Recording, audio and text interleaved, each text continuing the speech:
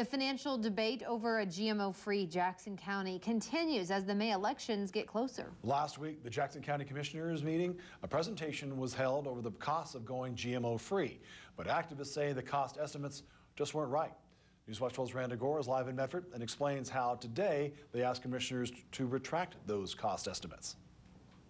Farmers against GMOs are just starting their spring planning right now, but they say hopefully by this time next year, they won't be competing with genetically modified crops. Here to ask you to retract one after the other, after the other.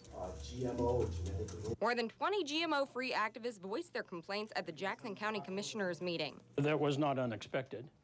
We knew when the report was issued by our administrator last week that there were going to be those who had disagreements. Most of the complaints revolved around the cost of the county going GMO-free. It comes after County Administrator Danny Jordan presented the likely cost of enforcing Measure 15-119 if passed in May.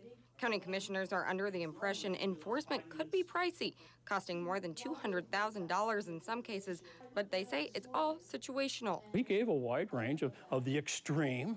You always plan for the worst case scenario. At least you got to know what the worst case scenario is going to cost you.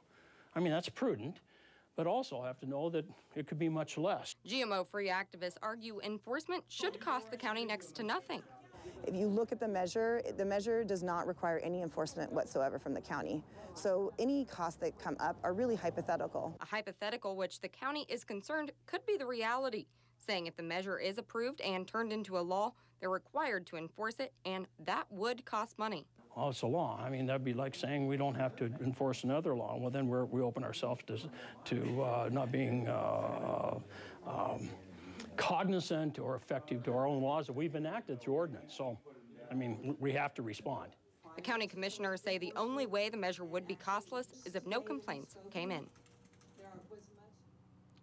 County commissioners say that they will be taking everyone's opinions discussed today into consideration and discussing those at a works meeting here in the coming weeks, and then they will decide where to go from there.